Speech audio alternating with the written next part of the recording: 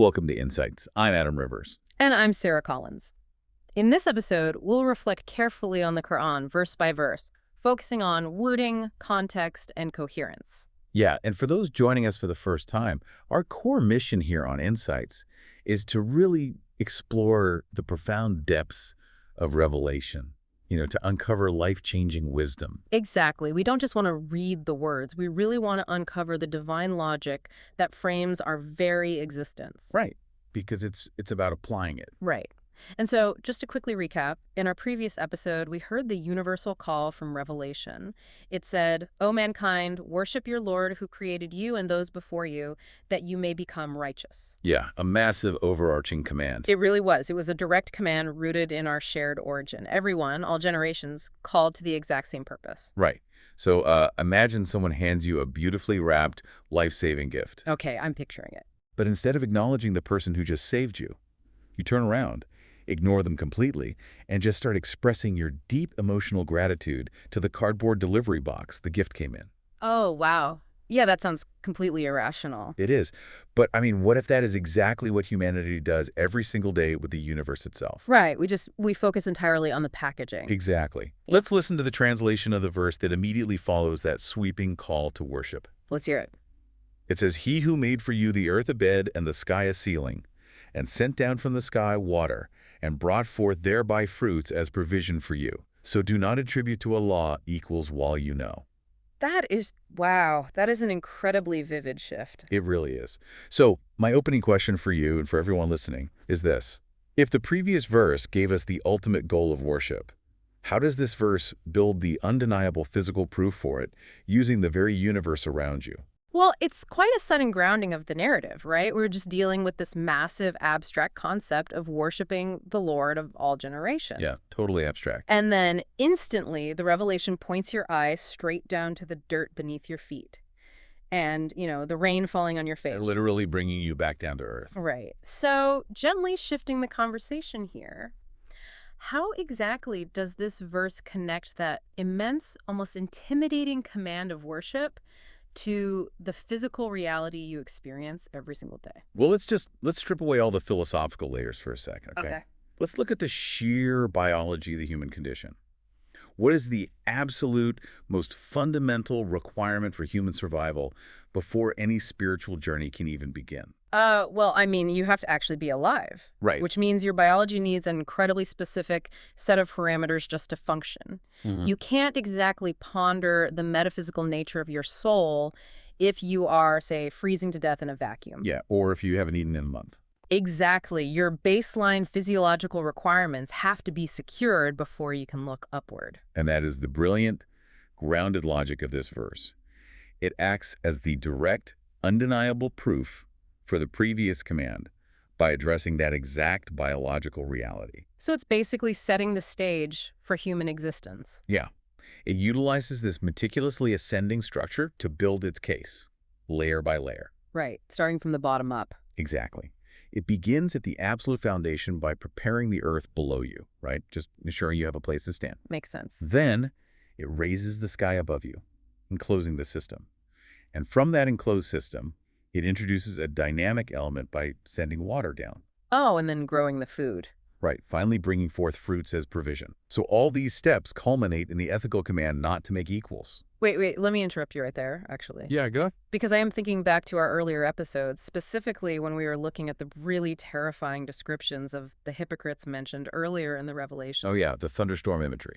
Exactly. You're describing this beautiful, protective, engineered sky right now.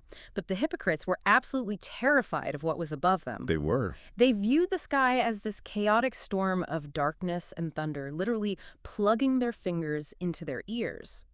So how do those two totally different skies coexist in the same revelation? That contrast is arguably the most vital psychological insight here, because the physical reality of the sky didn't suddenly change. Right. Rain, still rain. Yeah, the rain is still rain, clouds are still clouds. The difference lies entirely in the human interior. When the hypocrites looked up, they viewed it as terrifying because their internal state was fractured by deception. Oh, so they were projecting their internal chaos onto the sky. Exactly. They were projecting their own spiritual instability onto the natural world. Mhm. But here, the sky is revealed for what it truly is, a flawless, protective building. And the water is just a pure, life-giving provision. Right. So the issue isn't what comes from above. The terror is actually born from the sickness in the receiving heart. A healthy heart views the universe as this manifestation of extreme care. Whereas a diseased heart views that same universe as a terrifying, random exposure. Exactly. The problem is never the sky, it's the lens of the heart. That really challenges how we view nature today. But shifting focus to the specific wording here, I noticed something really interesting. What's that? Well, in the previous verse, when talking about humanity, the revelation used the word created. But here, it transitions to the word made. Why shift from created to made? Ah, yeah, that's a great catch. So let me ask you this. What is the difference between merely manufacturing a bunch of raw bricks and carefully building a welcoming home? Well, I mean, the raw bricks are just raw materials. It's potential, sure, but it's chaotic. You can't live in a pile of bricks. Right, it's completely unusable in its current state. But building a home implies intention. The architect carefully builds a welcoming home tailored to the specific needs of the people living there. And that perfectly captures the profound difference between the Arabic terms used in these verses. Oh, really? Yeah.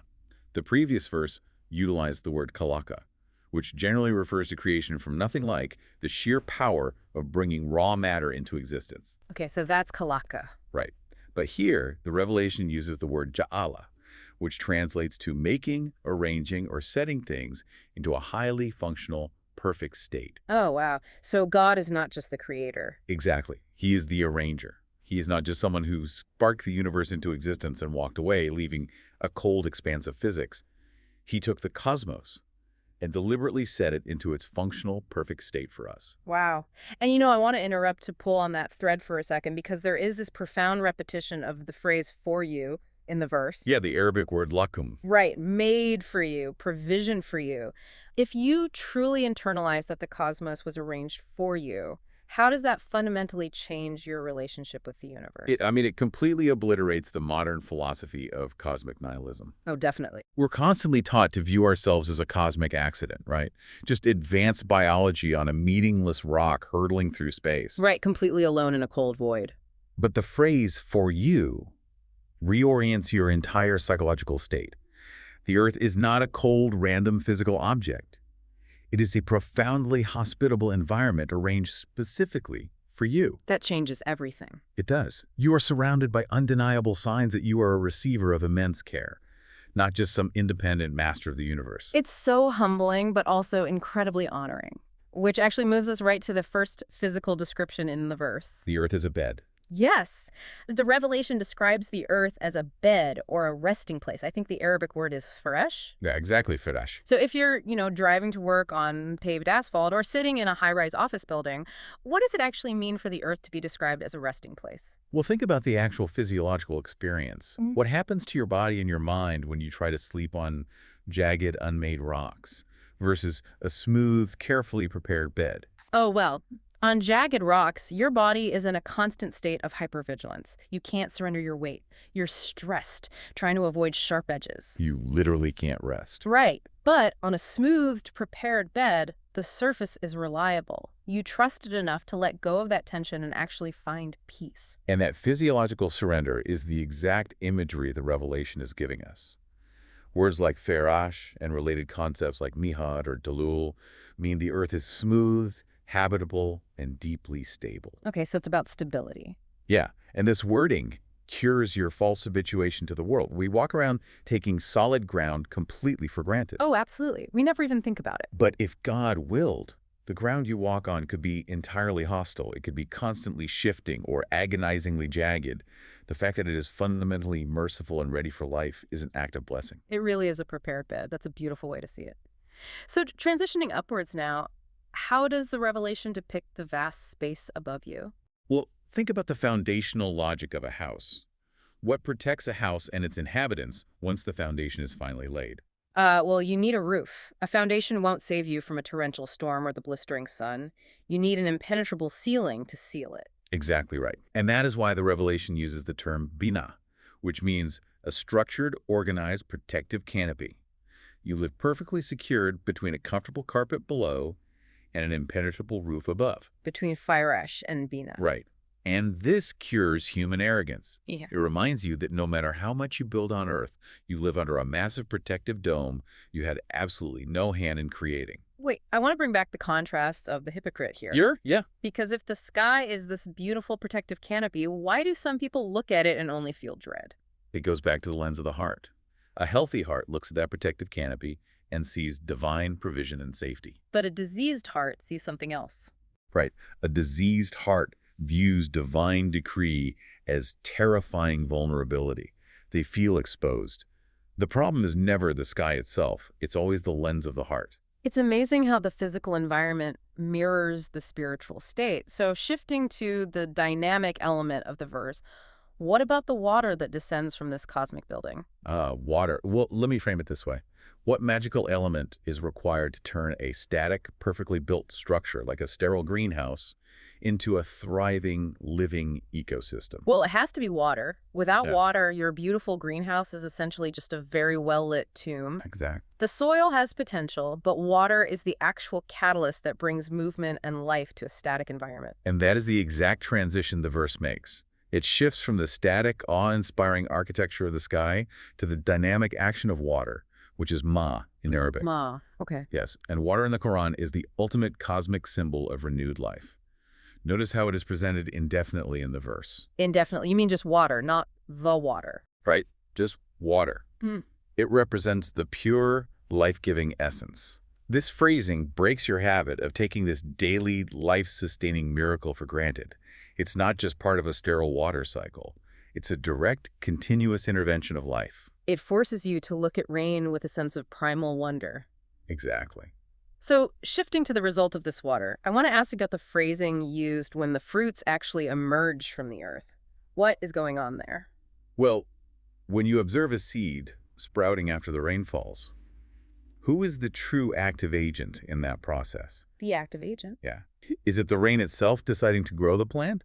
Or is it the one who designed the seed and sent the rain in the first place? Right. Visually, we just credit the rain. We think, oh, the rain made it grow because it's right in front of our eyes. Right. We focus on the immediate physical cause. But logically, neither the dirt nor the rain has consciousness. They're just blind tools.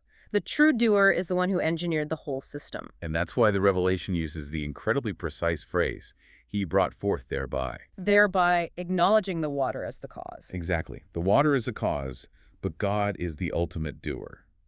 This brilliant balance of causality and divine action prevents you from deifying nature or worshiping the physical causes. But wait, let me interrupt because I'm genuinely fascinated by the phrase of fruits. It's plural. Yeah, it is. How can one single colorless type of water falling into brown dirt possibly create such staggering, endless variety? If it's just about biological survival, why the huge variety? That sheer absurd variety is exactly what the Revelation is pointing you toward. Really? Yeah. Of fruits signifies an endless variety of colors, complex tastes, and nutritional profiles, all inexplicably emerging from one single source. Which logically shouldn't happen if the universe was just a blind survival machine. Right. If it was just about survival, we just need a gray, tasteless nutrient paste.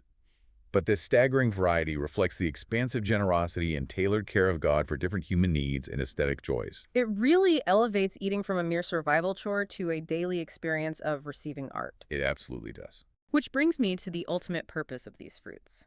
The verse defines them as provision. What is the deep meaning of that term, provision, or risk? Well, let's look at it through a modern lens. Does a hardworking farmer truly create their harvest? Or do they merely facilitate a process designed and delivered by someone else? Oh, we love to claim we create it. We say, I grew this crop, or I earned this money. But really, the farmer just sets up the conditions. They can't command the sun or invent the seed's genetics. Right. They are just interacting with a pre-existing infrastructure. And that realization is the essence of provision or risk. So it's not just about food. No, provision isn't just physical food. It is whatever God deliberately delivers for your survival and benefit. The verse begins with made for you and ends with provision for you. Wow, that's a beautiful symmetry. It is. It continuously reinforces your state as a grateful recipient. It prevents the human ego from claiming independent ownership of life. You're operating entirely inside a framework of grace. But then, moving to the ethical climax of the versation, this beautiful cosmic description suddenly shifts to a very stern warning. So do not make equals. Why that sudden pivot? Well, think back to the scenario we opened with. The delivery box. Yeah. What does it say about a person's character if they receive a lavish, life-saving gift, but thank the cardboard delivery box instead of the sender? It reveals a profound level of disrespect. It means you are completely missing the source of the love and obsessing over the mechanical vehicle. It's totally delusional. And that delusion is the exact definition of idolatry. Yeah. Let's break down the profound linguistic contrast here. God made Jalo the universe to sustain you. Right, the true making. Yes. Therefore, you should not make Tajalu false equals for him. It contrasts true divine making with false, illusory human fabrication. Oh, wow. Jala versus Tajalu. Exactly. Idolatry is shown not as an alternative truth, but as a hollow human invention. So the divine making results in rain and mountains, and human making results in imaginary idols. Precisely. It's an artificial construct that violates the natural truth of the universe.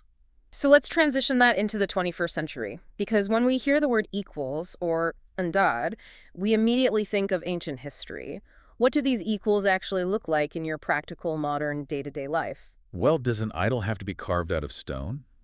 Or can an idol be carved out of blind ambition, paralyzing fear, or a desperate need for social validation?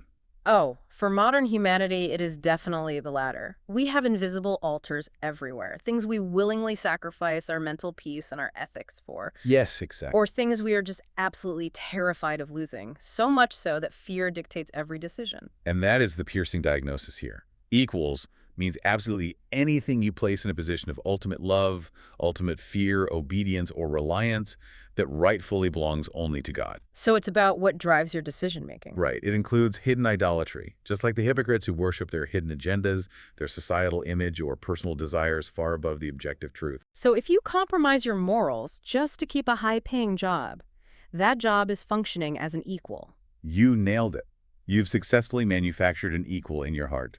That is heavy, and it leads right into the final haunting phrase of the verse. Why does it specifically end with the words, while you know? Let me ask you this from a perspective of justice, which is a more dangerous state for the human soul. Honest ignorance, or knowing the exact truth and actively choosing to walk the other way? Oh, knowing the truth and walking away is infinitely worse. Honest ignorance is just a lack of data. You can cure that with education. Exactly. But turning your back on something you know is real is a profound failure of character. It's intentional rebellion. And that explains perfectly how this phrase cuts off all human excuses. Inherently, deep down, you know God is the creator and provider. Right. The evidence is everywhere. Right. The fundamental problem of humanity isn't a lack of data or scientific information. It is rebellion against what the heart already knows. We love to hide behind skepticism, though. We do. But in the Quran, knowledge is entirely useless, even dangerous, if it doesn't transform into undivided loyalty and worship. It essentially says you already have the proof. You're standing on it and breathing it every day. I don't know. So, shifting gears slightly, how does adopting this specific worldview fundamentally alter how you interact with the material world around you? Well, is true spiritual enlightenment found by escaping the physical world, retreating to a cave? Or is it found by finally looking deeply into it? Historically, a lot of traditions say you have to detach from the physical world to be holy, that the material world is a distraction. Right. But the revelation does the exact opposite. It builds a calm, cosmic awareness. It uses the most immediate things, the dirt beneath you, the sky above you, the rain, your daily meals, as the most profound proofs. So the material world isn't a barrier, it's the vocabulary. Exactly. Material blessings are meant to be the direct path to faith. Idolatry only happens when you sever these blessings from their giver and obsess over the material things themselves. You stop looking through the gift to see the creator. Okay, so bringing all of this together for a final wrap-up, what does this verse ultimately demand of your lived experience? Think about the absolute physical boundaries of your biology. Is it physically possible for you to live even a single second of your life outside of God's lordship? No, it's completely impossible. You're breathing the air he formulated, standing on his gravity. There's no outside to escape to. Right, and that is the inescapable logical conclusion. Lordship is not an abstract religious concept. It is your encompassing, inescapable physical environment. It envelops you completely. Because you are created, perfectly prepared for, and generously provided for, single-minded worship is the only logical, sane response. Creating equals is an ultimate betrayal of reality itself. Thank you for breaking down that incredible explanation. It really changes everything when you slow down and look at it closely. It really does. So just to summarize the main points we've covered, the universe is not random. It is perfectly arranged for you. The earth is your resting place, the sky your canopy, and the wane your provision. God's physical making of this world demands our undivided loyalty. To invent equals to God is to betray the very reality that keeps you alive, especially when your heart already knows the truth. Beautifully said. So, to everyone listening, I want to leave you with this question. When you look around at the provisions sustaining your life right now, are they acting as a ladder lifting your heart to the giver, or have they become the ceiling that stops you from looking up? That's a powerful thought to end on. That's it for this episode of Insights. If you found this reflection helpful, follow the show and join us next time as we continue verse by verse in the Qur'an. Until then, take one idea from this verse into your day.